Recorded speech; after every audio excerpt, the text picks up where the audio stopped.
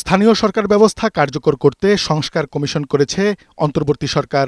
সংস্কার কমিশন অংশীজন ও সাধারণ নাগরিকদের কাছ থেকে প্রস্তাব নিচ্ছে। মঙ্গলবার স্থানীয় সরকার ইনস্টিটিউটে স্থাপিত কার্যালয়ে কমিশন প্রধানের কাছে জাতীয় নাগরিক কমিটি তাদের সুপারিশ তুলে ধরে। এদিন জাতীয় নাগরিক কমিটি ১৫ দফা দাবি তুলে ধরে স্থানীয় সরকার ব্যবস্থা সংস্কারে।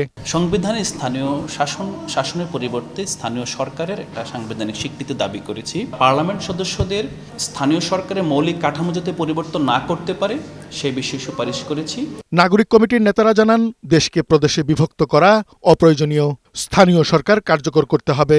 জনপ্রশাসন সংস্কার কমিশন যে প্রদেশের যে প্রস্তাব করেছে এটা অপ্রয়োজনীয়, এটা কোনো দরকার নাই।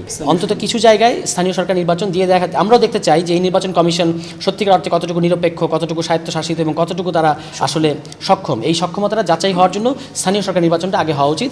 কমিশন প্রধান তোফায়েল আহমেদ জানান, জাতীয় নাগরিক কমিটির প্রস্তাবনা ইতিবাচক। উপজেলা পর্যায়ে পূর্ণাঙ্গ আদালত করার প্রস্তাব দেওয়ার কথাও জানান তিনি। উপজেলাতে যেন পূর্ণাঙ্গ আদালত যায়, দেওয়ানি ফৌজদারি। তো আমরা এখন কমিশনে এটা নিয়ে একমত হয়েছি সবাই, যে দেওয়ানি ফৌজদারি এবং এডিআর, অল্টারনেটিভ ডিসপিউট রেজলিউশন, যে বিরোধ নিষ্পত্তির যে বিষয়টা, এই তিনটা জাজ কিন্তু উপজেলায় যেতে হবে।